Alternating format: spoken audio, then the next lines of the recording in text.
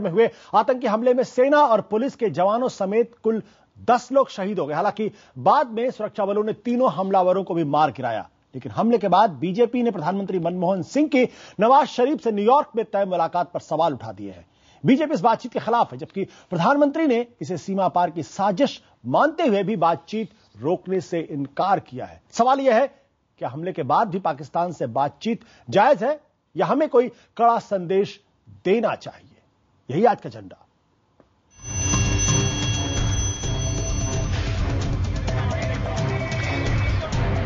जम्मू कश्मीर में गुरुवार को हुए 2 आतंकी हमलों की गूंज न्यूयॉर्क तक सुनाई पड़ी है। प्रधानमंत्री मनमोहन सिंह वहां संयुक्त राष्ट्र महासभा को संबोधित करने गए हैं, जहां उनकी पाकिस्तान के प्रधानमंत्री नवाज शरीफ से मुलाकात होनी है। मनमोहन सिंह ने इस हमले की कड़ी निंदा की, लेकिन नवाज शरीफ से बात न करने की बीजेपी जैसे दलों की मांग को नामंजूर कर दिया। प्रधानमंत्री की ओर से जारी बयान में कहा गया है, जम्मू कश्मीर के हीरानगर पुलिस थाने और सांबा के सेना कैंप पर हुए घिनौने आतंकी हमले की निंदा शब्दों में नहीं की जा सकती। इस कायराना हमले में शहीद हुए सेना के जवानों, पुलिसकर्मियों और निर्दोष नागरिकों के परिवार वालों के लिए मैं हार्दिक संवेदना व्यक्त करता हूं। शांति के दुश्मनों ने यह बर्बर कार्रवाई उकसावे के मकसद से की है। हम पूरी ताकत से आतंकियों का मुकाबला करेंगे और उनके नापाक इरादों को कभी सफल नहीं होने देंगे, जिसे सीमा पार से शह मिल रही है। सभी समस्याओं का बातचीत के जरिए समाधान खोजने के हमारे प्रयासों को इस तरह के हमले पटरी से उतार नहीं पाएंगे। ये मानते हुए भी कि सीमा पार से आतंकियों को मदद मिल रही है, मनमोहन सिंह ने पाकिस्तानी प्रधानमंत्री से मुलाकात का अपना इरादा टाला नहीं। उधर दिल्ली में पाकिस्तानी उच्चायोग ने भी हमले की निंदा की है। We condemn all forms and manifestations of terrorism irrespective. I think senseless killings are they cannot be justified. Pakistan के इस बयान के बावजूद मुख्य विपक्षी दल यानी बीजेपी उसके साथ बातचीत के पूरी तरह खिलाफ है। प्रधानमंत्री पाकिस्तान से बातचीत शुरू करने की हड़बड़ी में है। अगर सही माहौल नहीं बनता तो पाकिस्तान से कोई वार्ता नहीं होनी चाहिए। किस बात के लिए बात करें? रोज आप हमारे ऊपर आक्रमण करते रहोगे और उसके बाद हम कहेंगे कि बातचीत करो। साफ है कि ऐसे माहौल में दोनों प्रधानमंत्रियों की मुलाकात राजनीतिक मुद्दा बन गया है। ऐसे में प्रधानमंत्री मनमोहन सिंह पर दबाव होगा कि वे आतंकी हमले को लेकर नवाज शरीफ से दो टूक बात करें और शरीफ को यह मानने के लिए मजबूर करें कि सीमा पार से आतंकियों को शह मिलती है, जिसे पाकिस्तान रोकेगा, वरना गोलीबारी के बीच हाथ ही मिल पाएंगे, दिलों की दूरी कम न होगी। Bureau report IBN 7। यानी यह मसला इसलिए भी और गर्म हो गया है क्योंकि न्यूयॉर्क में संयुक्त राष्ट्र की बैठक के दौरान प्रधानमंत्री मनमोहन सिंह और पाकिस्तान के प्रधानमंत्री नवाज शरीफ के बीच बातचीत होनी है। और बहुत सारे लोग सवाल खड़े कर रहे हैं, क्या यह बातचीत इस हमले के बाद होनी भी चाहिए या नहीं होनी चाहिए। इस मसले पर एजेंडा के 5 सवाल हैं। पहला सवाल, क्या यह हमला मनमोहन सिंह और नवाज शरीफ की मुलाकात को पटरी से उतारने की साजिश है? दूसरा सवाल, अगर यह आतंकी हमला मुलाकात रोकने की साजिश है तो इसके पीछे कौन लोग हैं? नवाज शरीफ के सत्ता में आने के बाद युद्ध विराम का उल्लंघन क्यों बढ़ा है? चौथा सवाल, क्या सांबा आतंकवादी हमले के पीछे भी पाकिस्तानी सेना की साजिश है? ISI का हाथ है या फिर किसी और का? और आखिरी सवाल, मनमोहन नवाज शरीफ मुलाकात से सीमा पार आतंकवाद पर कोई फर्क पड़ेगा? क्या उसमें किसी तरह की कमी आएगी? क्या पाकिस्तान को कोई सबक मिलेगा? ये वो गंभीर सवाल है जिस पर आज हम चर्चा करेंगे। और इस चर्चा में बातचीत करने के हमारे साथ कई मेहमान हैं। जम्मू के सांबा में हुए हमले के बाद मनमोहन सिंह नवाज शरीफ मुलाकात पर सवाल उठने लाजमी है, लेकिन हमारा एजेंडा साफ है, हमले के चलते न हो किसी तरीके से बातचीत बंद, बातचीत जारी रहनी चाहिए। आतंकी अपनी कोशिशों में ताकि कामयाब न हो पाए। बात करने के हमारे साथ है पूर्व राजनयिक विवेक काटजू, सुरक्षा विशेषज्ञ सुशांत सरीन, बीजेपी के मुख्तार अब्बास नकवी, श्रीनगर से जुड़ेंगे जम्मू कश्मीर के मंत्री, हेल्थ मिनिस्टर, स्वास्थ्य मंत्री ताज मोहिद्दीन, और हम कोशिश कर रहे हैं लाहौर से राजनीतिक विश्लेषक मोईद यूसुफ से भी बात करने की, जो इस वक्त हमारे साथ जुड़ गए हैं। और सबसे पहले सुशांत सरीन, जिस तरीके से यह हमला हुआ है, हम बड़े आसानी से कह सकते हैं कि भाई बातचीत रोकनी चाहिए, लेकिन उस बातचीत के पहले का सवाल इस बात को लेकर यह है कि कहीं भारत के स्तर पर एक कमजोरी नजर आ रही है, इंटेलिजेंस फेलियर है, या फिर हमारी जो सेना है या पुलिस है वो आराम से बैठी रहती है, ये जानते हुए भी कि वो एक ऐसे माहौल में काम कर रहे हैं जहां आतंकवाद की संभावना हमेशा बनी रहती। क्या इंटेलिजेंस फेलियर बार बार बात करते हैं? क्या हम हाथ पर हाथ धरे बैठे रहते हैं? देखिए, ये इंटेलिजेंस फेलियर एक तरह का एक सेट पैटर्न बन गया है इसका बारे में बात करना। जी। हर चीज के ऊपर आपके पास अगर इतनी पुख्ता इंटेलिजेंस हो कि आपको हर एक जो कदम दहशतगर्द उठाते हैं उसके बारे में आपको पहले से जानकारी हो, तो फिर शायद दहशतगर्दी का आप सिरे से उसको खत्म कर पाए। तो ये टोटल इंटेलिजेंस फेलियर नहीं है। काफी अरसे से ये आपके पास इंटेलिजेंस आ रही थी कि इस तरह की हरकतें हो रही हैं, सीमा पार जो आतंकवादी गुट हैं पाकिस्तान सेना की शय के साथ वो ज्यादा की ज्यादा सक्रिय होते जा रहे हैं। ये आपको पहले से पता था, तो वो तो इंटेलिजेंस फेलियर आपका नहीं था। अब अगर कोई गुट आज आया है, ये जरूर है कि कुछ हद तक आपकी जो सिक्योरिटी की प्रणाली थी उसमें खामियां थी, और इस तरह का अटैक कि आपने एक पुलिस स्टेशन पे अटैक किया, थोड़ा सरप्राइज का एलिमेंट भी था, लेकिन उसके बाद 1.5 घंटे के बाद वो चल के एक सेना के कैंप पे जाकर अटैक करते हैं, और वहां पर भी उस तरह की चौकसी नहीं थी। तो एक लिहाज से आप ये मान सकते हैं कि कहीं ना कहीं एक चूक जरूर हुई, लेकिन उससे ये चीज साबित भी होती है कि ये लोग अगर सीमा पार से आज सुबह आए हैं, कल ही प्रधानमंत्री ने ऑफिशियल तौर पर अपनी जो बातचीत थी पाकिस्तानी प्रधानमंत्री के साथ उसका औपचारिक तौर से उसका अनाउंसमेंट किया था, और कुछ घंटों के अंदर ही अंदर इस तरह का हमला होता है। ये एक कोइंसिडेंस नहीं हो सकता, ये सोची समझी चाल थी, और ये जो यूजुअल सस्पेक्ट्स हैं जिसको हम मिलिट्री और मिलिटेंट अलायंस मानते हैं पाकिस्तान की, ये उसकी कार्रवाई थी। और अगर पाकिस्तान की फौज वहां पर इतनी तादाद में तैनात है, तो ये लोग इस तरह से स्नीक इन करके आ नहीं सकते थे जब तक पाकिस्तान की फौज ने इनको आने नहीं दिया होगा। सुशांत, वो दूसरा मसला है, उस पर आप आगे बातचीत करेंगे। सुशांत, वो दूसरा मसला, उस पर आगे बातचीत करेंगे। पहले क्या हम इस बात को इंट्रोस्पेक्ट करने के लिए तैयार हैं क्या कि जब आतंकवाद का खतरा लगातार बना हुआ है, जम्मू में लगातार इंटेलिजेंस आ रही कि भाई अब आतंकियों के निशाने पर जम्मू है, तो क्या हमारी जो सेना है और जो पुलिस है, क्या वो चूक है या लापरवाही है? एक बड़ा कैजुअल सा अप्रोच है कि एक जगह हमला करते उसके बाद दूसरी जगह चले जाते। ताज मोहिउद्दीन साहब, आप हेल्थ मिनिस्टर हैं, क्या इसको सेना की चूक माना जाएगा या बेसिकली लापरवाही है? सुरक्षा नाम के कोई इंतजाम नहीं है, एक जगह से हमला करके दूसरी जगह जाते और वहां भी वो लेफ्टिनेंट कर्नल रैंक के आदमी को मार देते हैं। देखिए, मैं चूक भी मानता हूं थोड़ी सी है, मगर हमारा ओवर कॉन्फिडेंस है जम्मू में, क्योंकि कभी हमने सोचा भी नहीं था कि जम्मू में ऐसी बात हो सकती है। आज से 4 साल पहले एक आर्मी कैंप पे हमला हुआ था, तो हमें सबक लेना चाहिए था। मगर जैसी चौकसी कश्मीर रीजन में है, ऐसी चौकसी हमारी कम से कम ये जो सेक्टर है जम्मू कठुआ का सेक्टर, इसमें नहीं है। क्यों? हालांकि इंटरनेशनल बॉर्डर बिल्कुल नजदीक है, बट मोहिउद्दीन साहब, सवाल है हमें क्यों? ये कॉन्फिडेंस क्यों? क्योंकि ये इलाका आतंकवाद को प्रभावित इलाका है। क्यों? नहीं, ये इलाका मिलिटेंसी से प्रभावित नहीं था, कभी रहा नहीं। एक आध केस कभी हो गया हो, ज्यादा जो है हमारा कश्मीर का रीजन रहता है जी, तो वहां चौकसी हमेशा रहती है। मगर ये चीज इस इलाके में, क्योंकि ये ज्यादा इलाका जो है ये बिल्कुल नेशनल हाईवे से जुड़ा हुआ है जी, यहाँ पे कोई सोच भी नहीं सकता कि दिन दहाड़े कोई हमला हो सकता है। उसी का फायदा उठा के हमारे ओवर कॉन्फिडेंस का हमारी सिक्योरिटी फोर्सेस भी और पुलिस भी और लोकल एजेंसीज भी जो है सिक्योरिटी की, शायद उन्होंने इस पे ज्यादा गौर नहीं किया। बिल्कुल, आपको लगता है ओवर कॉन्फिडेंस? विवेक काटजू जी, सर मैं आपको बीच में रोक रहा हूं, विवेक काटजू जी, ये ओवर कॉन्फिडेंस है या हमारे यहाँ सुरक्षा को लेकर एक अजीब सा बड़ा कैलस सा अप्रोच है? आप दिल्ली के अंदर भी चले जाए, कहीं भी सबको पता है कि दिल्ली से लेके पुणे तक और हैदराबाद से लेके बेंगलोर तक सब जगह आतंकवादियों के हमले हो चुके हैं, और हम इसको ओवर कॉन्फिडेंस कहें सिर्फ इसलिए क्योंकि वहां पर पहले हमले नहीं हुए? देखिए, कोई भी देश जी 24 घंटे हर दिन ऐसी चौकसी नहीं रख सकता है जो कि एक विशेष रूप से रखनी चाहिए जी, यह असंभव है।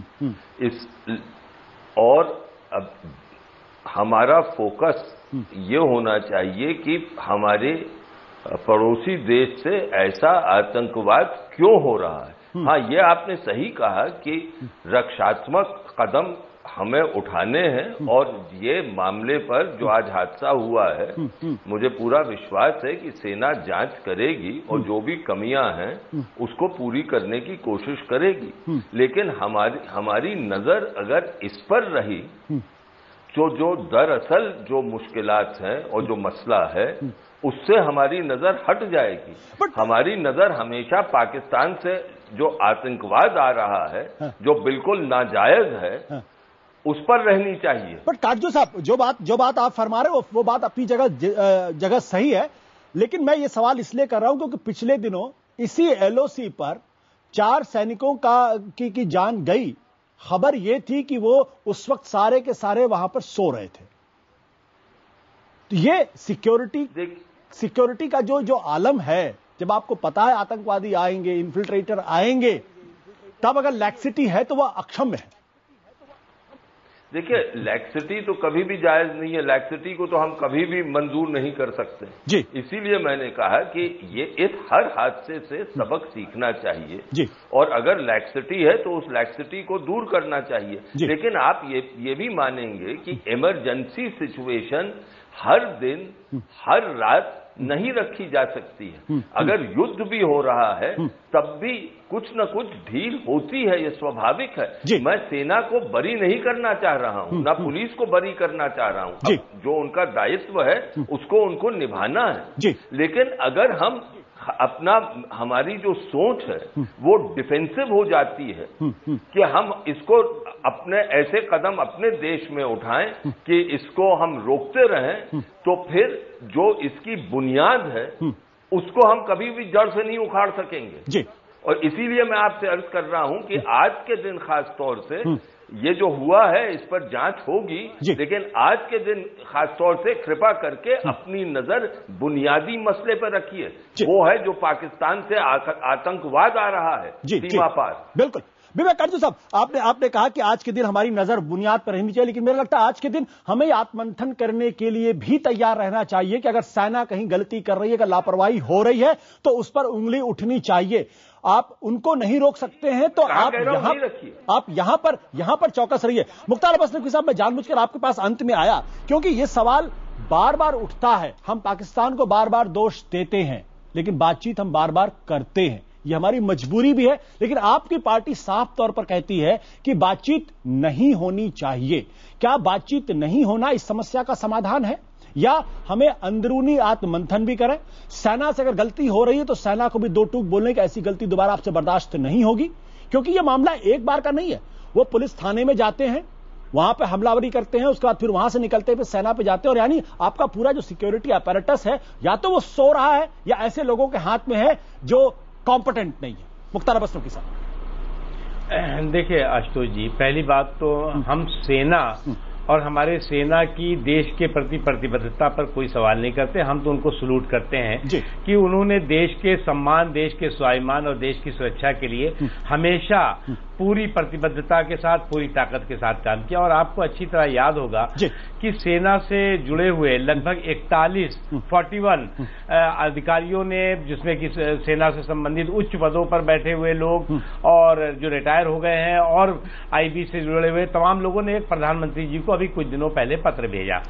और वो तमाम चीजें, जिन तमाम चीजों का जिक्र आप कर रहे हैं, उन तमाम चीजों का जिक्र किया और उसमें साफ कहा कि आज के हालात ऐसे हैं कि पाकिस्तान बेईमानी के साथ बात कर रहा है, इसलिए उससे बात का रास्ता कोई खोलने की जरूरत नहीं है जब तक वो अपने देश में आतंकवाद की फैक्ट्री बंद नहीं करता।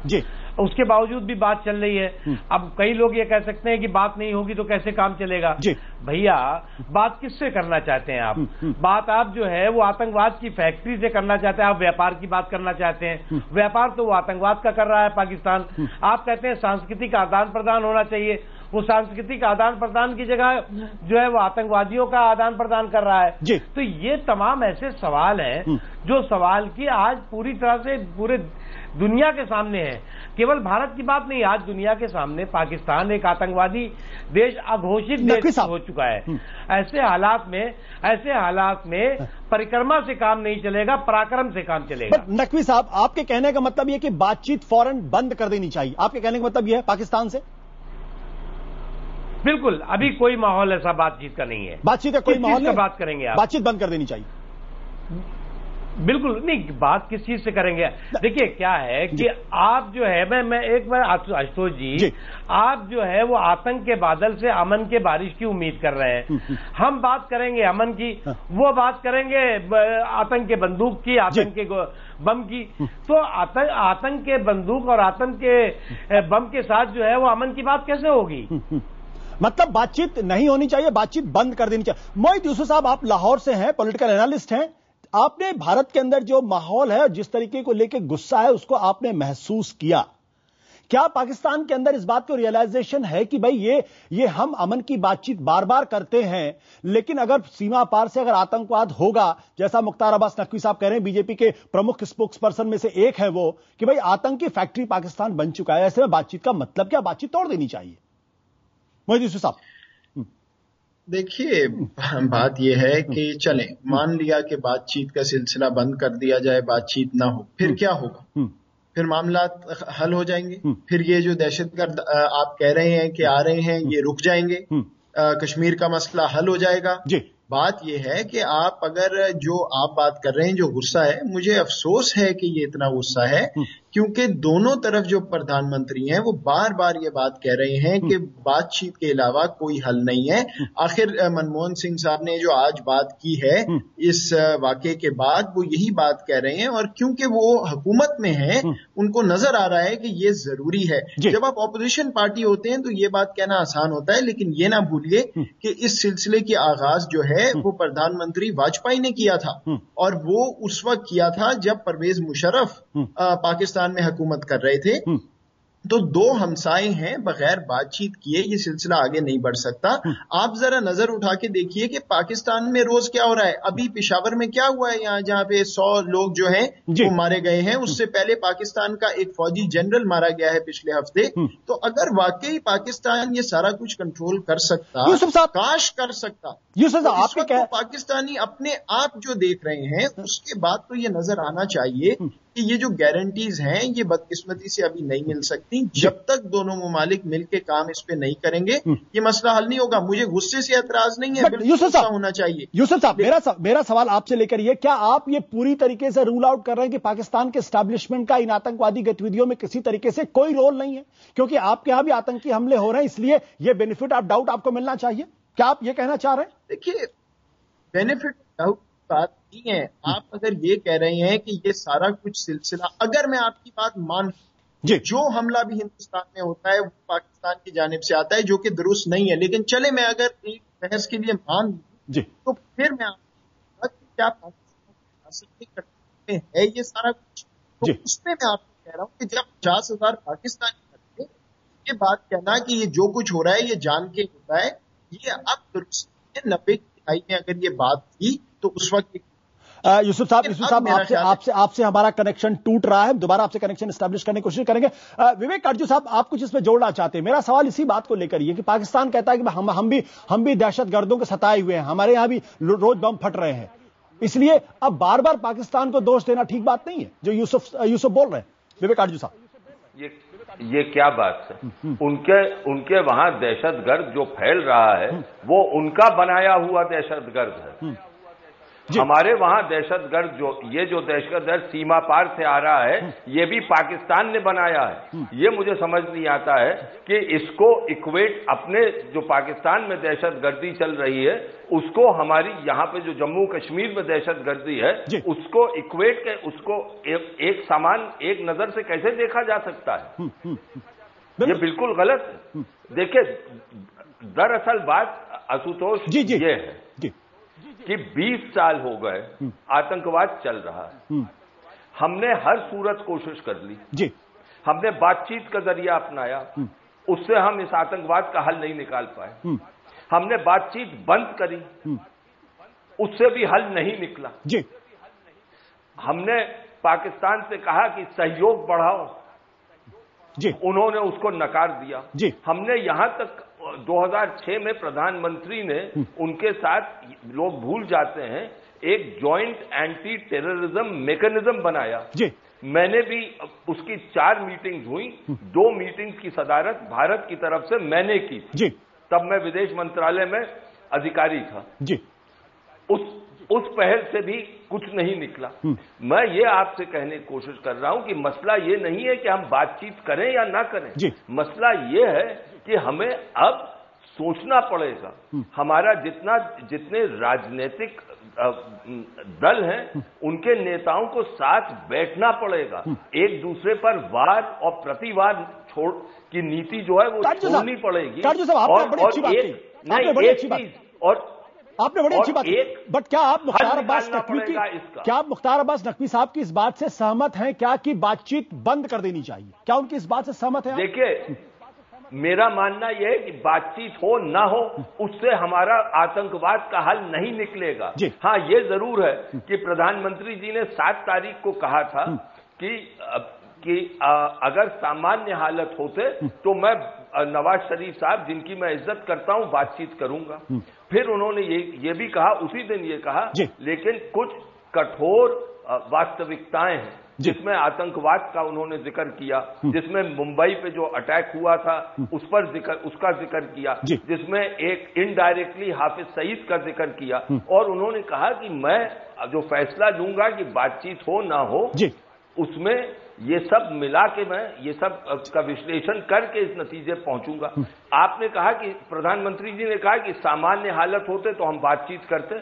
अब 20 दिन में कौन से हालात सामान्य हो गए हैं, उनसे ये प्रश्न पूछना है। लेकिन बुनियादी चीज आशुतोष, मैं आपसे फिर कह रहा हूं, वो ये है कि बातचीत हो ना हो उससे हमें अब उसकी तरफ हमें ध्यान नहीं देना चाहिए। हमें ये ध्यान देना चाहिए कि हम अपने सब राजनीतिक वर्गों से कहें और दलों से कहें कि भैया बैठ को साथ अपनी सेना के साथ, पुलिस के साथ, जो रक्षा विशेषज्ञ हैं उनके साथ, और इसका हल निकालो। आपस में वाद प्रतिवाद बंद करो। आपने बड़ी अच्छी बात की, आपस में वाद प्रतिवाद बंद होना चाहिए। सुशांत सरीन साहब, जो बात काटजू जी कह रहे हैं उनकी बातों में दम है, लेकिन इस देश के अंदर एक ऐसा तबका भी है जो जिंगोइज्म में यकीन रखता है कि पाकिस्तान का हमला हुआ, बातचीत बंद कर दीजिए, कुछ नहीं करना हमें। हमारे यहां पॉलिटिक्स ज्यादा होती है। सुशांत सरीन साहब, देखिए, कुछ हद तक तो राजनीति होगी और इसमें कोई बहुत ज्यादा आपत्ति की बात भी नहीं है। अगर कुछ राजनीतिक दलों को ऐसे लगे कि जो सरकार की नीति है उससे सुरक्षा, भारत की जो सुरक्षा है वो कॉम्प्रोमाइज हो रही है, उस पर वो आवाज उठाते हैं, ठीक उठाते हैं, गलत उठाते हैं, ये एक दूसरी बहस है। लेकिन अगर वो आवाज उठाते हैं तो मेरे ख्याल इसमें कोई आपत्ति की बात नहीं है। ये कोई पुलिस स्टेट या ऑथोरिटेरियन स्टेट नहीं है, सबको अपनी बात रखने का हक है। लेकिन मैं जरा ये मुईज यूसुफ साहब जो कह रहे थे उसी पे वापस आऊंगा, और काटजू साहब ने जो बोला उसी बात को मैं आगे बढ़ाऊंगा। देखिए, नॉन स्टेट एक्टर्स और क्वाज़ी स्टेट एक्टर्स के बीच में हमारे को फर्क करना पड़ेगा। ये जो तहरीके तालिबान या इस तरह के जो गुट जो पाकिस्तान की रियासत के ऊपर हमला करते हैं वो शायद नॉन स्टेट एक्टर हैं, लेकिन जो भारत के अंदर लश्कर तैयबा और जमात-उद-दावा या जैश ए मोहम्मद के लोग अटैक करते हैं, ये क्वाज़ी स्टेट एक्टर हैं, ये पैरामिलिट्रीज हैं स्टेट की। अब मैं आपको एक उदाहरण देता हूं कि जो अगस्त 6 का अटैक हुआ जिसमें 5 भारतीय सैनिक मारे गए, उस अटैक का क्लेम जो था वो एक दहशतगर्द है सैयद सलाहुद्दीन, उसने वो क्लेम किया कि मेरे हिजबुल मुजाहिदीन के लड़के थे जिन्होंने जाके ये अटैक किया। अब सैयद सलाहुद्दीन ऐसे नॉर्थ वजीरिस्तान या इस तरह के किसी एरिया में नहीं है जहां पर पाकिस्तानी सरकार की हुकूमत नहीं चलती, वहां पर रिट नहीं है। वो मुजफ्फराबाद या रावलपिंडी में बैठा होता है पाकिस्तानी GHQ की नाक के नीचे। अगर आप उसके ऊपर भी कोई हाथ नहीं डाल सकते तो फिर आपसे बात करने का फायदा क्या है? दूसरी बात ये कि आपने ये कमिटमेंट दी थी भारत को जब ये सारी की सारी प्रक्रिया शुरू हुई थी, और काटजू साहब उस समय अधिकारी थे, उस समय उन्होंने ये बोला था, भारत को आश्वासन दिया था कि पाकिस्तान की कोई टेरिटरी आपके खिलाफ इस्तेमाल नहीं होगी या कोई ऐसा हिस्सा जहां पर पाकिस्तान का बल चलता है।